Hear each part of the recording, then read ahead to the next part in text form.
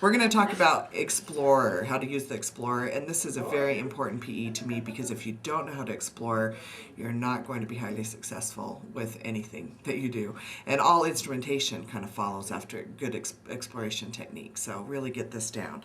But we're going to have Christy again show us how to identify the correct end of the Explorer. When you're working on the anterior teeth, you can see when you hold the Explorer flat against the facial surface, you can see that the tip kind of almost curves into the tooth, whereas if you hold the opposite or the wrong side, it's going to be up, pointing up right here. And so you don't want that because then it's going to poke them. But can I mention one thing that Christy's doing extremely well here? Go ahead. She's starting out when she's checking her tip with a grasp that keeps her instrument perpendicular to the occlusal plane. So that's important because a lot of students will start out like this. This is what I call being flat on your fulcrum. See what that looks like? You can almost make the tip work if you're starting out incorrectly. So I love that she's up on her fulcrum and that the instrument is parallel with the line. You're just going to come in and make sure that you place the tip a few millimeters under until you feel resistance, and then you're going to wrap it all the way around the tooth. You know what, Christy, you have really been taught well. I have not had a lot of experience with her, but she's already a star.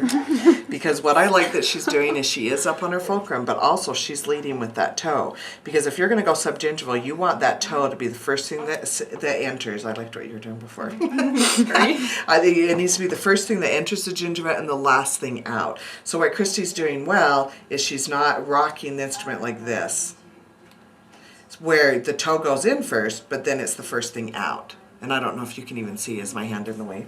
Mm-hmm. But yeah, you want to lead in and then come out like this, which is exactly what she's doing. A lot of students get around to the interproximal and then they go like this, which seems weird because you're doing it so nicely. But I can't tell you how many people rock the instrument. So I love that she's doing it that way. Show us then how you would determine for the posterior.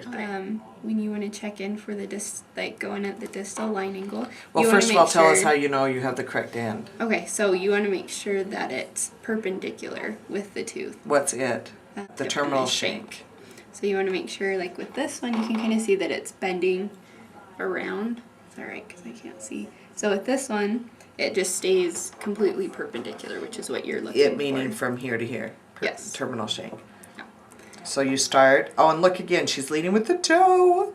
And makes me want to cry. Then you're going to come around this way. And just a tiny bit of the toe.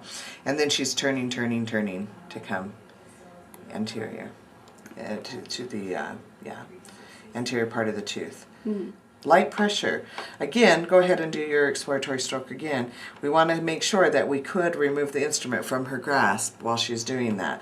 It needs to be that light. And she's keeping her toe down and gently walking. Very nice.